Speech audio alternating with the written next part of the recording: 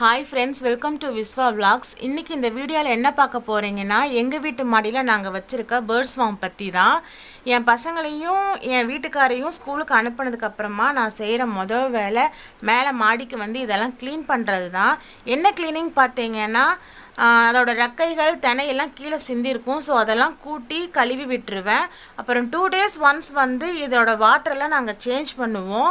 Change பண்ணிவிட்டு புது தண்ணியை ஊற்றி வைப்பேன். அதுக்கப்புறம் எதுலையாவது தெனை கம்மியாக இருந்ததுன்னா அதையும் நிரப்பி வைப்பேன்.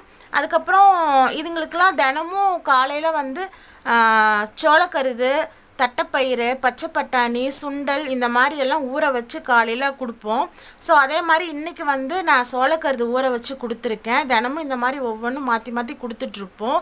இப்போ எல்லாத்தையும் க்ளீன் பண்ணிட்டேன்.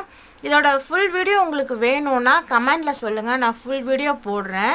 இந்த வீடியோ உங்களுக்கு பிடிச்சிருந்தனா லைக் பண்ணுங்கள், ஷேர் பண்ணுங்கள்.